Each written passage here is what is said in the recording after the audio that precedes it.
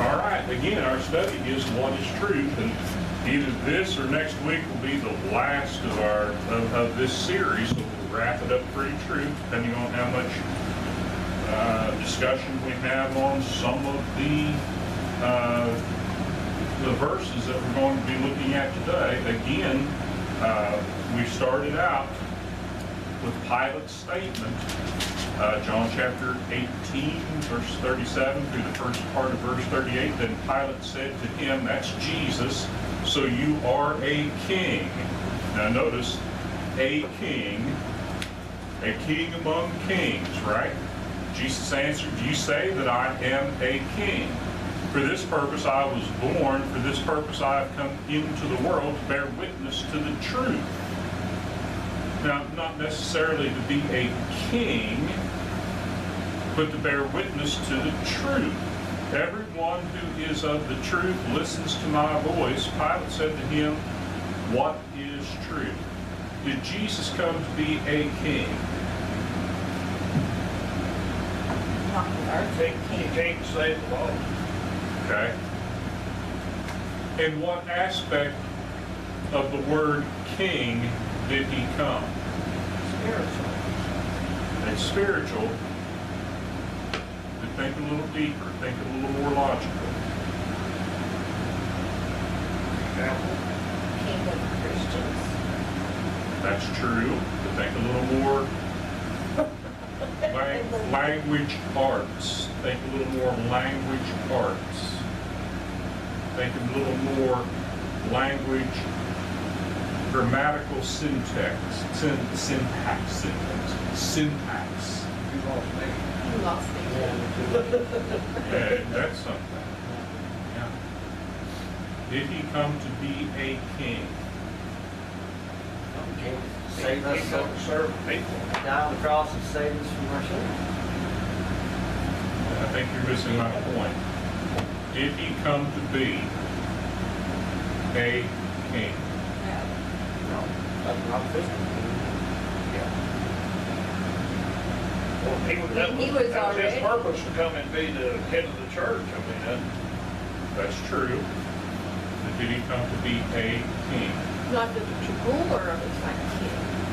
Not like King Herod and all that. He wasn't that type of king. That's true. But did he come to be a king? You tell us. We don't. We got that. Well, evidently we see your point. Okay.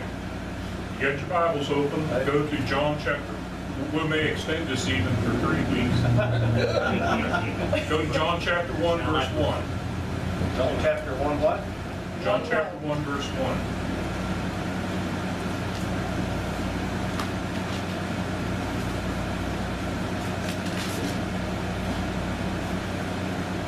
Everybody there? In the beginning was The word. a word. The word. the word. The word. The word. The capital W. A capital W, but that's in English, right? Because in the Greek manuscripts, it's all capital letters. They're called uncials because they're all capital letters and there's no punctuation, there's no... If you really get into looking at it and studying it, the people who have translated into the different languages and stuff have had a very difficult job in producing a reliable text for us. But in the beginning was the Word, right? And So he was the the king. Word. There you go. See, He was the king. He didn't come to be a king. He was the king who came. Amen. See how simple that is? Okay, so in the beginning was the Word, and the Word was with God, and the Word was a God or the God? God. Was the God. God. God. Okay? Now here's the problem that you have with it. Now throw this in here just because we're studying truth and we're looking at it.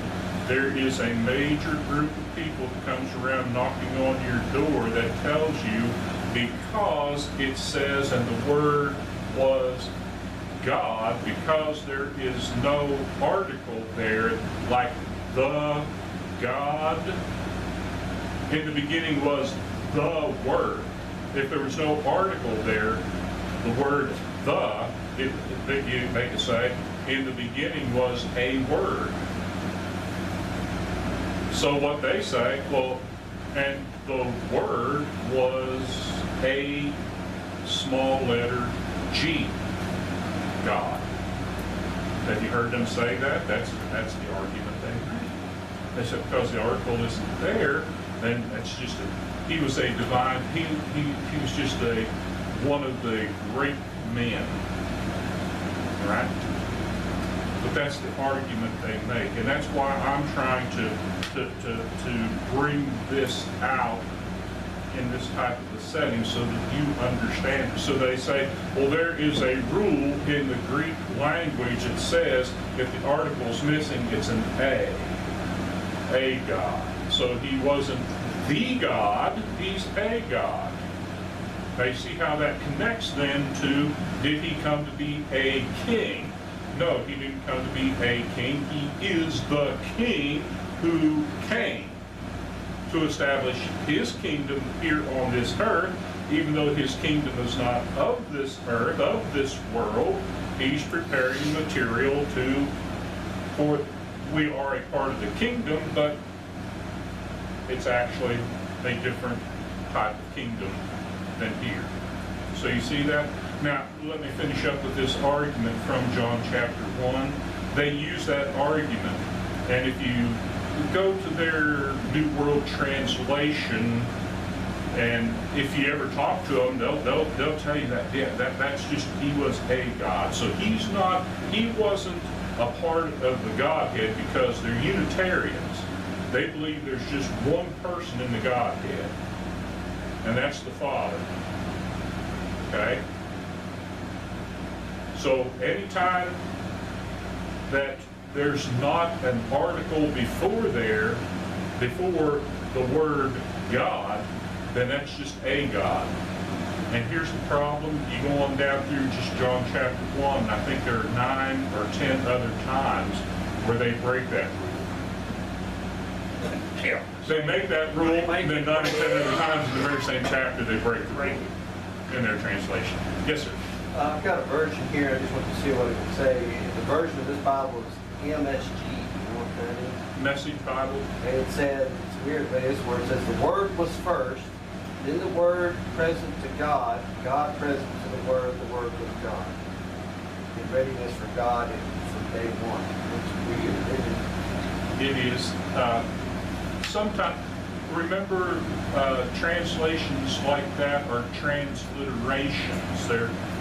They're men's attempts to make it so simple that you can't misunderstand it. And there you see, you can't understand it. The Living Bible, the New Living Bible. Listen, it's good. I like to look at them sometimes to get people's thoughts. You know what's going on here, but you need to really look at the standard translations, like King James, American Standard. I like the English Standard Translation, but I look at several, and I look like those. I like the Amplified Version because it will give you different synonyms that are in there, but I always come back and I'll even look at some of the Greek texts to try to figure out what's going on. So, but you understand then what I'm saying. Even in that, there are some things you can look at and say, wait a minute, I never realized that was really there like that. Okay? So what is, Pilate says, what is truth? And we've discussed that. And we've talked about truth not being relative and not being subjective. The truth is objective. Do we agree with that? Okay? So as we start bringing this to a close, since we understand the truth is objective and truth is essential for salvation, we've seen that, right? The Bible teaches us that truth must be dealt with in a positive way. So if I say truth is objective, there is a standard out there. There it is, and I found it. Do I lock it up, put it on a shelf somewhere, keep it in a safe so I don't lose it? Is that what we do? We know people that do that, though, don't we? What did the Roman Catholic Church do with the Bible for, what was it, almost 1,000 years? They chained it to the pulpit. Only certain people were allowed to read the Bible and interpret the Bible. Some of the priests were even allowed to do it. Wow, that's a dangerous thing. Yeah. Okay. And we know it's essential for salvation. Okay. So we have to deal with it in a positive way, and that's what we're talking about. Positive. As individuals, we have to be positive about it. I think I missed something here, but it won't hurt. Since we get it, it may be a little out of order from what I had here, but it's still, it doesn't hurt being out of joint like that. Simply recognizing the truth is objective is nothing more than make us enlightened slaves. So I was like, yeah, here's the truth. It's the objective truth, and there it is. I put it in my library, or I've got it on the shelf beside my bed, or I've got it, looky over here. I've got it on this little stand that I've got a couple candles on here, and it's opened up to my favorite Bible passage. Look at that. And every now and then I go over there and I look at my favorite Bible passage. Look how I respect the Bible. Never read the rest of it, never study it, never let it sink in, never develop it. Is that treating the Bible in a correct way? Is that what God wants us to do with it? And I don't think the answer is yes. Okay, Hebrews 2:13 through 17. And again, this is another thing from the Old Testament. I will put my trust in Him. And again, behold, I and the children God has given me. Since therefore the children share in the flesh and blood, He Himself likewise partook in the same things, that through death He might destroy the one who has the power of death, that is, the devil, and deliver all those who through fear of death are subject to the lifelong slavery. For surely it is not angels that He helps, but He helps the offspring of Abraham. Oh, wait a minute. What about the offspring of Adam? Think about that for a moment as we read on down here. Therefore, He had to be made like His brothers in every respect, so that He might become a merciful and faithful high priest in the service of God to make propitiation for the sins of the people. Who's He talking about? Who's the faithful high priest? That's Jesus. Why did He have to be made like His brethren? Communication. Communication. Communication. He had Example. He had to be of the same likeness, because if He had been a spirit, then He would not have been received. He wasn't received even as a man, but you know what I'm saying? He had to become like us in order for us to even remotely begin to receive Him and for Him to go through what we go through so that He can relate to us. Okay. Or an example to us. Okay. Here's a word. I've used it before. I don't know how much you've caught it. Gnosticism. Okay. And going back to those people who knock on your door, there's one aspect of Gnosticism. There's another, send around a couple young guys that they call old guys, elders. there's another form of Gnosticism, but in this Gnosticism, one will say that Jesus was just a man and always was just a man, or as Michael the Archangel, okay, who appeared as a man. The other group will say he was a man who became a god. Okay, so those are Gnostic thoughts, and here what the Hebrew writer is doing is saying it's not angels. He's not an angel who appeared to be as a man, because if he was an angel and he died, who would he be dying for as a sacrifice? Angels. Okay?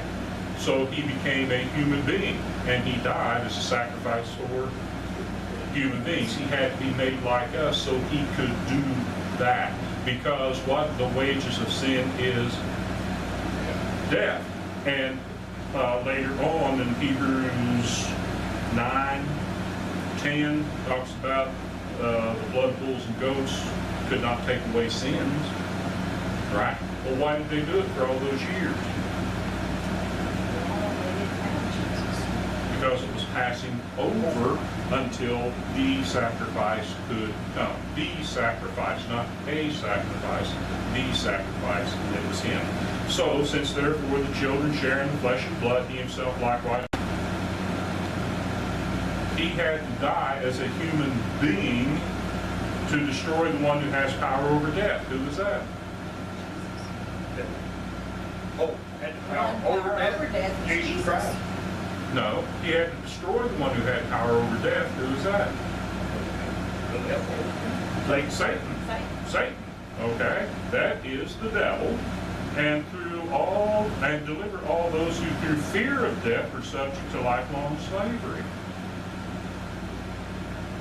Who feared death? Who fears death? Everyone who sins. So what takes away the fear of sin, of death? Okay, but what takes away the fear of death then? The Savior. Forgiveness. How do we get forgiveness? Through his blood.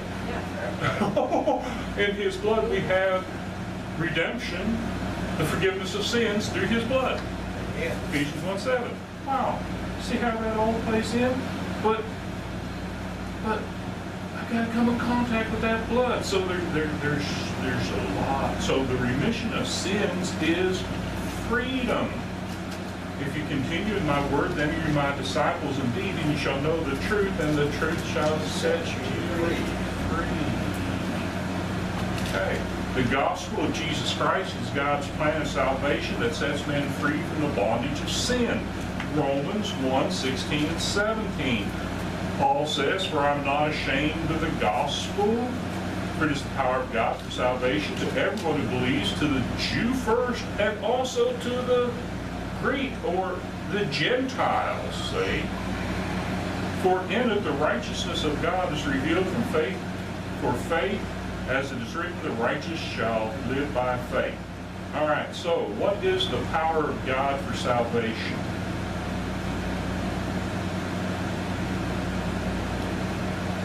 Not being ashamed of the gospel. No, Those that believe. no. What is the power of God for salvation? Faith. Jesus. Read. Jesus Christ. Brothers and sisters, read.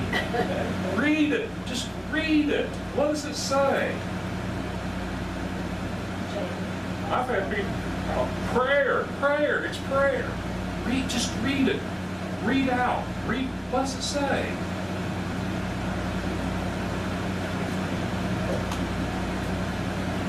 The gospel of Christ. The gospel of Christ is the power of God for salvation. That isn't... Please, I'm not berating you. Please, No, we please. don't. I'm teaching you how to read for content. When before I even started prison ministry, I had a man tell me about teaching why the prisons are full of men and women who are Pentecostal charismatic. Because they cannot read. What do you mean they can't read? I've heard them read. I've heard them read their Bible. They can't read for content. They can't read for understanding. They can read, but they can't formulate what it means. They have to have someone tell them. And if someone's not telling them the truth, they never grasp the truth. If they've got someone telling them, all you have to do is believe, just ask Jesus into your heart, they never understand this stuff. Can you understand what I'm talking about? Exactly. And please, And that's me. please, if I sound harsh at times, please forgive me. You're just trying to wake us up. God bless you. But see, once I get you thirsty, once I get you on the trail of something, then you will be after it for the rest of your lives. And there are some people, even in prison, in the prison ministry, that I've been able to do that with. Amen. There are some people out there. There have been a few. But that's what making disciples is. I know that's what we're going to talk about in the sermon today. but that's what making disciples is about. But can you see it now? I'm not ashamed of the gospel, for the gospel is the power of God for salvation. Do you know people who are ashamed of the gospel? I know people in the church, supposed to be in the church, who are ashamed of the gospel. Oh, let's not bring that part up right now. Let's leave that part out for a little while. God's word is not in parts. I know. It's in whole. I know. And there are times you've got to bring people along. You've got to give people the opportunity to grow. And we see Jesus doing that too. But sometimes when you leave a part out, you tend not to go back to it. You understand what I'm saying? Okay, for I'm not ashamed of the gospel, for it is the power of God for salvation to who? All who believe. For everyone who believes. That's the same thing as we talked about in John 1:12, right? Remember that in John 1:12? That to everyone who believes, he gives the right to become the children of God. That's the same thing, isn't it? Just a little different wording. It's the same thing. It's not that they're the children of God when they believe, but that's what gives them the right to become the children of God. To the Jew first, and also to the Greek, or to the Gentiles. For in it the righteous, in what? Gospel. In the gospel, the righteousness of God is revealed from faith for faith, as it is written, the righteous shall live by faith. You'll find a lot of different ideas about what it means from faith for faith, from faith to faith. Okay? Do some study on that. Look at the different translations. Look at some commentaries. Find out what is that? Is that a growing faith, from a simple faith to from a baby faith? I believe that Jesus is the Christ, the Son of the living God, to the how about the faith from that that we talk about in John 1:12, where the power to become a child of God, then you become a child of God, you know enough to be converted, to be baptized, and then you get to nearly the end of the book of John with the statement of Thomas, my Lord and my God.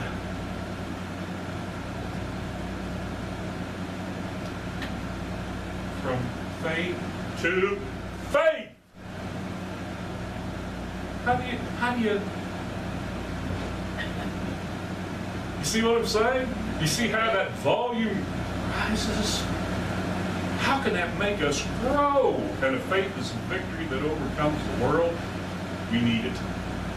We need it. Amen. But here it is. The righteous shall live by faith.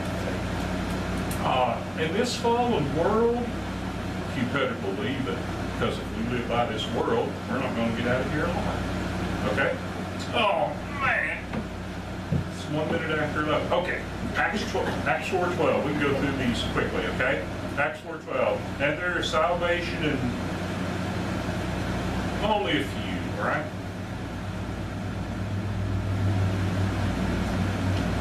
Got it? There's salvation in only a few. Just one.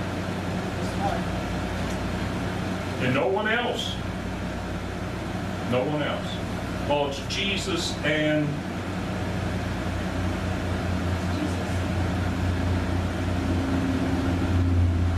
that's what the Bible says. That's what the faith delivered once for all time says. Okay? For there is no other name under heaven. That takes in a lot of territory, doesn't it? That's it. Yeah. Given among men, that takes in a lot of territory, a lot of people, by which we must be saved. We're not going to be saved by accident. We got to work. We got to work out our own salvation. Okay, then writing to the Christians in the first century, the Apostle John said, 1 John 2:1, "My little children, I'm writing these things to you so that you may not sin. But if anyone does," Christians aren't supposed to sin, are they? Not supposed to. But if we do, we have an advocate. If anyone does sin, we have an advocate with the Father, Jesus Christ the righteous. In other words, don't continue in sin. Well, how do we not continue in sin? Faith, prayer, obedience, following God's word, reading. Break it down simpler than that. Repentance and confession. Asking for forgiveness. Okay? I got 2 whole things done. Yeah. 2 weeks, yeah. 2 weeks. Oh, you said it may take you longer than the 2 weeks to get finished? Yeah. You gotta figure who you're talking to out here. I gotta figure who's standing up here. Hey, you know,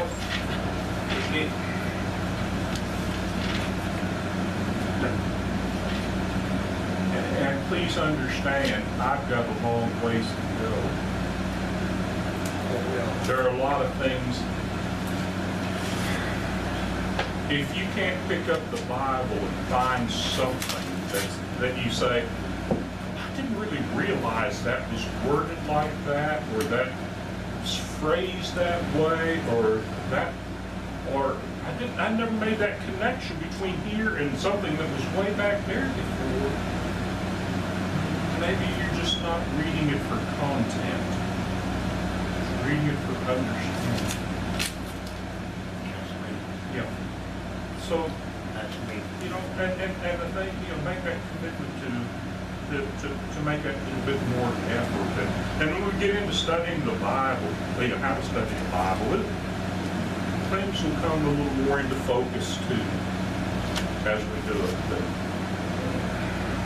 anyway, thank you for your time. And again, if You're okay. I'm sorry. If I offended anybody, I You're didn't, okay. I didn't mean to.